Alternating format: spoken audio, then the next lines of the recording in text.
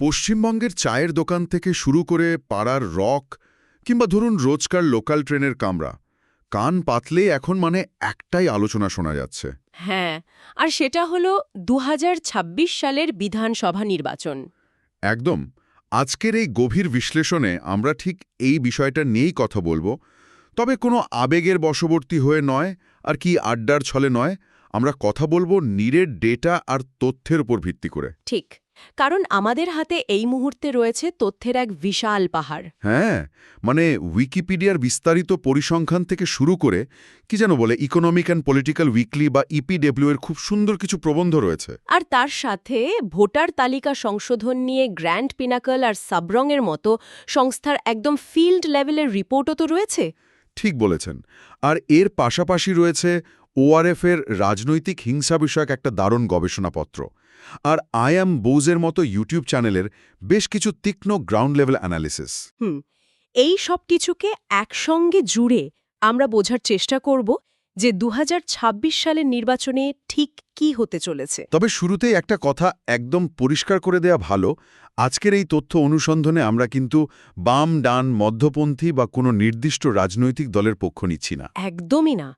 আমাদের একমাত্র লক্ষ্য হল নিরপেক্ষভাবে এই ডেটাগুলোকে সামনে রাখা।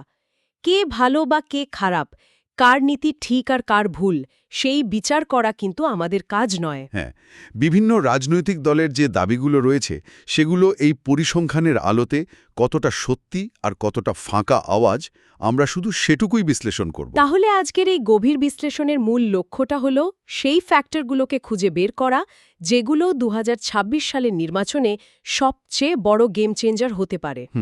মানুষের মধ্যে কোন দলের কেমন গ্রহণযোগ্যতা রয়েছে, আর সবশেষে এই ডেটার উপর ভিত্তি করে নির্বাচনের সম্ভাব্য ফলাফল শতাংশের হিসেবে প্রেডিক্ট করা। তো ব্যাপারটা একটু ভেঙে দেখা যাক। অতীতের পরিসংখ্যান আর বর্তমান রাজনৈতিক চিত্র দিয়ে শুরু করলে কেমন হয়? সেটাই সবচেয়ে লজিক্যাল জায়গা। আমরা যদি উইকিপিডিয়ার ডেটা দেখি, ২০২১ সালের বিধানসভা আর ২০২৪ সালের লোকসভা নির্বাচনের পরিসংখ্যান আমাদের সামনে একটা খুব স্পষ্ট ছবি তুলে ধরে। হ্যাঁ, ২০২১ সালের বিধানসভা নির্বাচনে তৃণমূল কংগ্রেস পেয়েছিল 48.02% ভোট আর আসন জিতেছিল ২১৫টি। অন্যদিকে প্রধান বিরোধী দল হিসেবে উঠে আসা বিজেপি পেয়েছিল 38.15% ভোট আর জিতেছিল 77টি আসন। দাঁড়ান, এই জায়গাটাতেই তো সবচেয়ে বড় খটকাটা লাগে। কেন? এরপর যখন ২০২৪ সালের লোকসভা নির্বাচন হলো, তখনও কিন্তু ছবিটা খুব একটা বদলায়নি। তৃণমূল কংগ্রেস ৪৬.২% ভোট পেয়ে ২৯টি আসন জিতেছে, আর বিজেপি ৩৯.১% ভোট পেয়ে জিতেছে ১২টি আসন। আমার প্রশ্নটা হলো, এটা কিভাবে সম্ভব? দুর্নীতির অভিযোগগুলোর কথা বলছেন তো? হ্যাঁ, গত কয়েক বছরে আমরা দেখলাম এসএসসি বা শিক্ষক নিয়োগ দুর্নীতি, সারদার মতো বিশাল সব কেলেঙ্কারির অভিযোগ, খবরের চ্যানেলে রোজ টাকার পাহাড় দেখা গেছে। এত কিছুর পরেও একটা দলের ভোট ব্যাংক এই ৪৮ বা ৪৬% কিভাবে আটকে থাকতে পারে? ডেটা ঠিক কি বলছে এখানে? এটাই হলো সবচেয়ে ইন্টারেস্টিং জায়গা। সাধারণ যুক্তিতে মনে হতে পারে এত বড় দুর্নীতির অভিযোগ উঠলে যে কোনো সরকারের পতন অনিবার্য। সেটাই তো স্বাভাবিক। কিন্তু ইপিডব্লিউ বা ইকোনমিক অ্যান্ড পলিটিক্যাল উইকলির প্রবন্ধটা যদি আমরা দেখি, তারা একটা খুব সুন্দর টার্ম ব্যবহার করেছে, ওয়েলফেয়ার পপুলিজম বা জনকল্যাণমূলক নীতির রাজনীতি। ওয়েলফেয়ার পপুলিজম ওই ভাতা বা স্কিমগুলো? একদম। ডেটা বলছে দুর্নীতির অভিযোগ মূলত শহরে মধ্যবিত্ত ভোটারদের প্রভাবিত করেছে, কিন্তু গ্রামীণ বাংলায় তৃণমূলের যে বিশাল ভোট ব্যাংক, সেটাকে শক্ত করে ধরে রেখেছে লক্ষ্মীর ভাণ্ডার বা দুয়ারে সরকারের মতো প্রকল্পগুলো। বুঝতে পারছি। মাসে মাসে মহিলাদের ব্যাংক অ্যাকাউন্টে সরাসরি টাকা ঢুকে যাওয়া, এই বিষয়টা গ্রামীণ অর্থনীতিতে এমন একটা নিরাপত্তা বলয় তৈরি করেছে যা ওই সমস্ত দুর্নীতির অভিযোগের ধাক্কা অনায়াসেই সামলে নিয়েছে। তার দুর্নীতির খবরগুলো মানুষের কাছে পৌঁছালেও মাসের শেষে ব্যাংক অ্যাকাউন্টে আসা টাকাটার গুরুত্ব অনেক বেশি হয়ে দাঁড়াচ্ছে। ঠিক তাই। কিন্তু এর পাশাপাশি আরও একটা ডেটা তো আমাদের নজরে রাখতে হবে, বামফ্রন্ট এবং কংগ্রেসের ভোট শেয়ার। একদম ঠিক ধরেছেন। একটা সময় যে দলগুলো রাজ্য শাসন করেছে, গত কয়েকটা নির্বাচনে তাদের সম্মিলিত ভোট শেয়ার কমতে কমতে এখন ১০% আশেপাশে এসে দাঁড়িয়েছে। হ্যাঁ, ১০%-এর মতো। আর রাজনীতির ময়দানে তো কোনো জায়গা শূন্য থাকে না। বাম আর কংগ্রেসের এই যে পতন, ঠিক সেই শূন্যস্থানটা পূরণ করেই কিন্তু বিজেপি রাজ্যে একটা শক্তিশালী বিরোধী দল হিসাবে নিজেদের প্রতিষ্ঠিত করেছে। আচ্ছা, এবার এমন একটা প্রসঙ্গের দিকে এগোব যেটা হয়তো এই পুরো নির্বাচনের অঙ্কটাকেই উল্টে দিতে পারে। আমরা এতক্ষণ রাজনৈতিক সমীকরণের কথা বলছিলাম, কিন্তু এবার একটু প্রশাসনিক পদক্ষেপের দিকে তাকানো যাক। স্পেশাল ইন্টেন্সিভ রিভিশন বা SIR। হ্যাঁ, SIR 2025। তবে এর ডেটায় ঢুকার আগে একটা সাংঘাতিক ঘটনা বলি। শুনলে হয়তো একটু হাস্যকর মনে হবে, কিন্তু ঘটনাটা একদম সত্যি। আচ্ছা, বলুন তো শুনি। ডানকুনি পৌরসভার 18 নম্বর ওয়ার্ডের একজন জীবিত কাউন্সিলর সূর্য দে, তাকে নির্বাচন কমিশন মৃত ঘোষণা করে ভোটার তালিকা থেকে বাদ দিয়ে দেয়। বাপরে, মৃত ঘোষণা করে দিল! হ্যাঁ, এর প্রতিবাদে সেই কাউন্সিলর মশাই শটান শ্মশানে গিয়ে হাজির হন, দাবি করেন নির্বাচন কমিশন যেন ওখানেই তার শেষকৃত্য সম্পন্ন করে। ঘটনাটা শুনতে যতটা হাস্যকর, এর পেছনের বাস্তবতা কিন্তু ততটাই ভয়ঙ্কর। একবার ভেবে দেখুন, একজন রানিং কাউন্সিলরকে যদি নিজের অস্তিত্ব প্রমাণ করার জন্য শ্মশানে ছুটতে হয়, তাহলে রাজ্যের প্রত্যন্ত গ্রামের একজন দিনমজুর বা খেটে খাওয়া মানুষের কি অবস্থা হতে পারে? ঠিক। নির্বাচন কমিশনের ডেটা বলছে, এই SIR প্রক্রিয়ায় ইতিমধ্যেই প্রায় 58 লক্ষ নাম ভোটার তালিকা থেকে বাদ দেওয়া হয়েছে। 58 লক্ষ? হ্যাঁ, এবং 1.36 কোটি ভোটারকে ভেরিফিকেশন বা যাচাইয়ের জন্য মার্ক করা হয়েছে। বাপরে, এত বিপুল সংখ্যক নাম বাদ পড়ল! কিন্তু এই যাচাইয়ের ভিত্তিটা কি? কিসের ভিত্তিতে এত মানুষের নাম বাদ পড়ছে? ভিত্তিটা হল 2002 সালের ভোটার তালিকার সঙ্গে বর্তমান ভোটারদের লেগেসি লিঙ্কেজ বা পূর্বসূরিদের তথ্যের সংযোগ স্থাপন। একটু বুঝিয়ে বলবেন বিষয়টা। ধরুন, কাউকে বলা হলো যে এখানকার স্থায়ী বাসিন্দা প্রমাণ করার জন্য 2002 সালের কোনো জমির দলিল, ইলেকট্রিক বিল বা বাবা দাদুর ভোটার কার্ডের প্রমাণ দেখাতে হবে। আচ্ছা। 24 বছর আগের একটা কাগজ জোগাড় করা কি আজকের দিনে দাঁড়িয়ে সবার পক্ষে সম্ভব, বিশেষ করে যাদের জীবনে কোনো স্থায়িত্ব নেই? আর ঠিক এই জায়গাতেই আজকের এই গভীর বিশ্লেষণের সবচেয়ে বড় হাহা বা চমকে দেওয়ার মতো পয়েন্টটা লুকিয়ে আছে। কোনটা বলুন? এতদিন ধরে বিজেপির একটা খুব পরিচিত তত্ত্ব ছিল অনুপ্রবেশকারী তত্ত্ব। তাদের দাবি ছিল সীমান্ত লাগোয়া সংখ্যালঘু অধ্যুষিত এলাকাগুলো দিয়ে প্রচুর অবৈধ মানুষ ঢুকে ভোটার হয়ে বসে আছে। হ্যাঁ, এই কথাটা তো বারবার শোনা যায়। কিন্তু গ্র্যান্ড পিনাকল এবং সাবরংয়ের রিপোর্ট যখন SIR এর ডেটা সামনে আনল, ছবিটা পুরো ঘুরে গেল। একদম উল্টো ছবি। হ্যাঁ, মুর্শিদাবাদের ডমকল, যেটা একটা প্রবল সংখ্যালঘু অধ্যুষিত এলাকা, সেখানে মাত্র 0.42% মানুষের ডেটায় অমিল পাওয়া গেছে। তার মানে ওই এলাকার মানুষের কাছে বৈধ নথিপত্র সবচেয়ে পারফেক্টভাবে রয়েছে। একদম। তাহলে সবচেয়ে বেশি নাম বাদ গেল কোথা থেকে? শুনলে চোখ কপালে উঠবে। কোথা থেকে? সবচেয়ে বেশি নাম বাদ গেছে শহরাঞ্চলে, যেমন কলকাতার জোড়াসাঁকোতে 36.85%, আর মতুয়া বা হিন্দু উদ্বাস্তু অধ্যুষিত অঞ্চলে যেমন গাইঘাটায় 14.51%।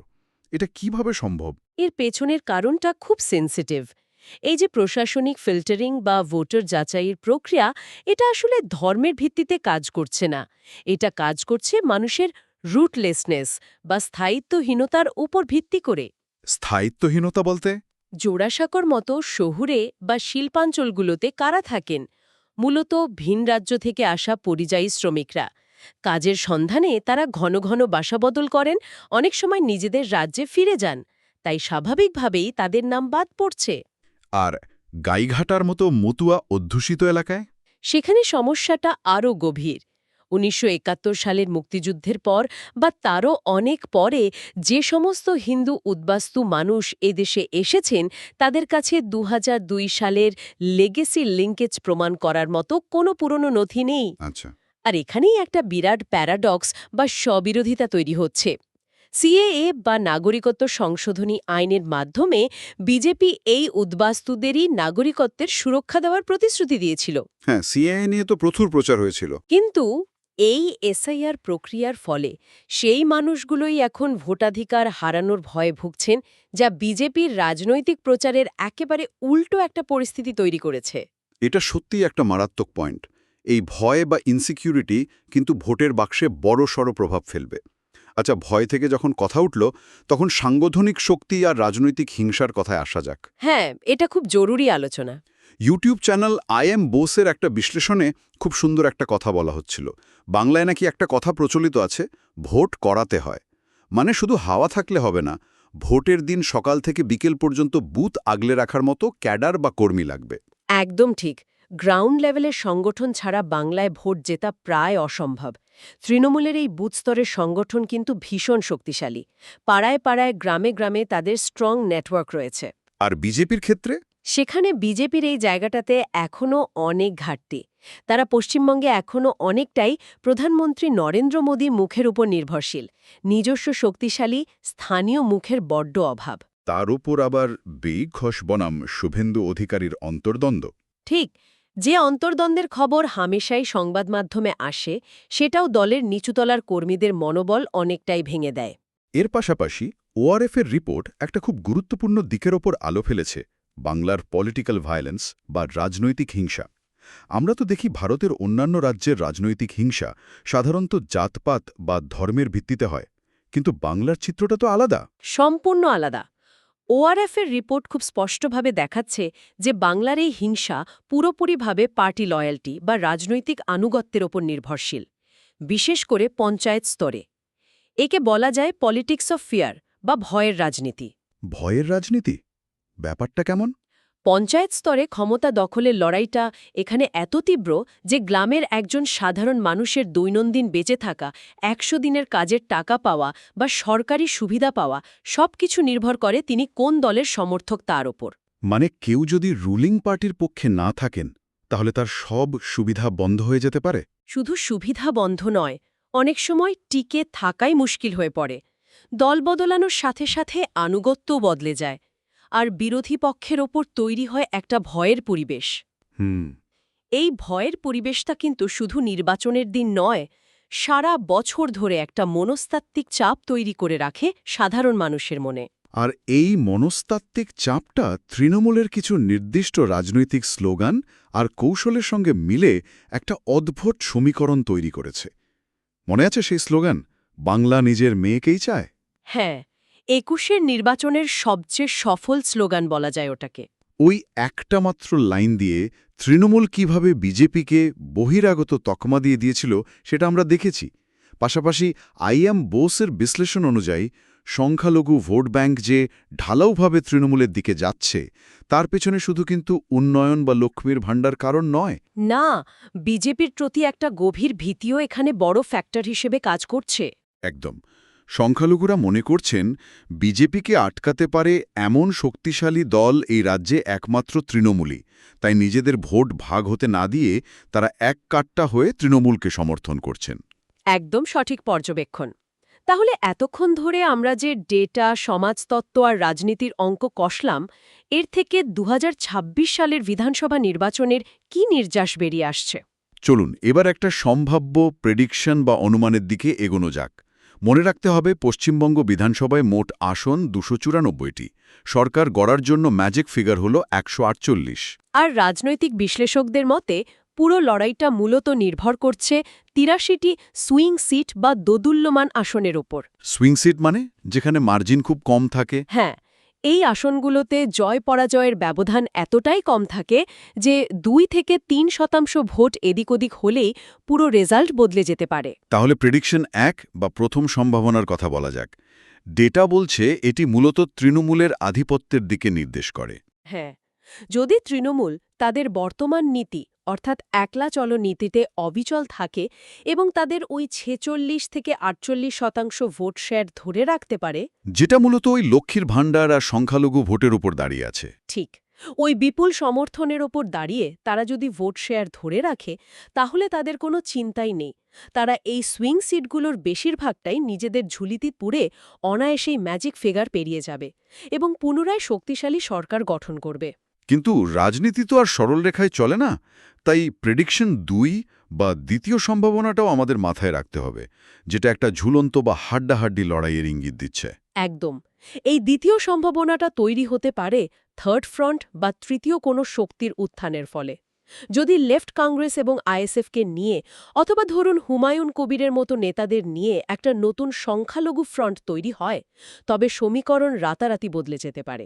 তার মানে এই ফ্রন্ট যদি তৃণমূলের সেই নিটোল সংখ্যালঘু ভোট ব্যাংক থেকে মাত্র 2 বা 3% ভোটও কেটে নিতে পারে, তাহলেই ওই 83টি সুইং সিটের অঙ্ক গণ্ডগোল হয়ে যাবে। ঠিক তাই। শুধু তাই নয়, এর সঙ্গে যদি বিজেপি তাদের গ্রামীণ স্তরের সংগঠনকে একটু মজবুত করে 2019 সালের লোকসভা নির্বাচনের সেই 40.7% ভোট শেয়ারে ফিরে যেতে পারে, তবে নির্বাচনের ফলাফল অত্যন্ত হাড্ডাহাড্ডি হবে। মানে একটা ত্রিশঙ্কু অবস্থা হতে পারে। হ্যাঁ, পরিস্থিতি একটা হ্যাং অ্যাসেম্বলি বা ত্রিশঙ্কু বিধানসভার দিকেও যেতে পারে। তখন কে সরকার গড়বে সেটা ওই কয়েকটা সুইং সিটের সামান্য এদিক ওদিকের ওপর নির্ভর করবে। এখানে একটা কথা খুব স্পষ্টভাবে মনে করিয়ে দেওয়া প্রয়োজন, এই যে শতাংশের হিসেব বা কে জিতবে আর কে হারবে, এগুলো কিন্তু সম্পূর্ণভাবে রাজনৈতিক পর্যবেক্ষক এবং ডেটা অ্যানালিস্টদের রিপোর্ট থেকে নেওয়া। এটা আমাদের কোনো ব্যক্তিগত মতামত বা ইচ্ছা অনিচ্ছা নয়। একদমই। আমরা শুধু ডেটাগুলোকে আয়নার মতো সামনে তুলে ধরলাম, আর এই ডেটাগুলো জানা খুব জরুরি। ঠিক বলেছেন।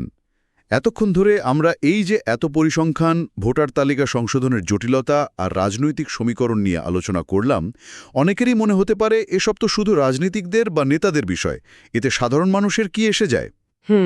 অনেকের মনেই এই প্রশ্নটা আসতে পারে। কিন্তু এখানেই আসল বিষয়টা লুকিয়ে আছে। ভোট কেন্দ্রের এই অঙ্কগুলোই কিন্তু নির্ধারণ করে আগামী দিনে রাজ্যের অর্থনীতি কোন পথে এগোবে, শিল্পায়ন হবে কিনা, কর্মসংস্থান তৈরি হবে কিনা এবং সাধারণ মানুষের সামাজিক সুরক্ষা যেমন স্বাস্থ্য বা শিক্ষা সেগুলো কতটা সুনিশ্চিত হবে, তার সবকিছুর চাবিকাঠি লুকিয়ে আছে এই শতাংশের হিসেবের মধ্যে। এটা একটা অত্যন্ত গুরুত্বপূর্ণ পয়েন্ট। আজকের এই আলোচনায় আমরা দলগুলোর রাজনৈতিক দ্বন্দ্ব, বুথ ম্যানেজমেন্ট আর এসআইআরের মতো প্রশাসনিক জটিলতা নিয়ে অনেক কথা বললাম। কিন্তু বিদায় নেওয়ার আগে এমন একটা ভাবনার খোরাক দিয়ে যেতে চাই যেটা হয়তো আগামী দিনের সব সমীকরণ বদলে দিতে পারে। আচ্ছা, সেটা কি রকম? ভেবে দেখুন, আমরা বারবার সেই পুরনো বুথ ম্যানেজমেন্ট আর রাজনৈতিক ভীতি প্রদর্শনের কথা বলছি, কিন্তু 2026 সালে পরিস্থিতি তো আর আগের মতো থাকবে না। ডিজিটাল মিডিয়া, আর্টিফিশিয়াল ইন্টেলিজেন্স বা ডিপ ফেক ভিডিওর মতো অত্যাধুনিক প্রযুক্তিগুলো যখন রাজ্যের একেবারে প্রত্যন্ত গ্রামের একজন সাধারণ মানুষের স্মার্টফোনে গিয়ে পৌঁছাবে, তখন কি হবে? মারাত্মক একটা প্রশ্ন। তখন কি এই চিরাচরিত ভোট করাতে হয় বা মাসেল পাওয়ারের পুরনো অঙ্কগুলো আদৌ আর খাটবে? নাকি টেকনোলজি একাই ওই 83টি সুইং সিটের ভাগ্য নির্ধারণ করে দেবে? মানে ভোটের ঠিক আগের দিন রাতে হয়তো এমন একটা ফেক অডিও বা ডিফেক ভিডিও ভাইরাল করে দেওয়া হলো, যা রাতারাতি হাজার হাজার ভোট এদিক থেকে ওদিক করে দিল। একদম। তখন এই সব ডেটা আর গ্রাউন্ড লেভেলের সংগঠন কিচ্ছু করতে পারবে না। সত্যি এটা ভাবলি শিউরে উঠতে হয়। আগামী দিনে রাজনীতি হয়তো মাঠের চেয়ে বেশি মোবাইলের স্ক্রিনে খেলা হবে। এই অত্যন্ত প্রাসঙ্গিক এবং গভীর একটা প্রশ্ন দিয়েই তাহলে আজকের এই তথ্য অনুসন্ধান এখানেই শেষ করা যাক। এতক্ষণ সঙ্গে থাকার জন্য অসংখ্য ধন্যবাদ। দেখা হবে পরের কোনো গভীর বিশ্লেষণে।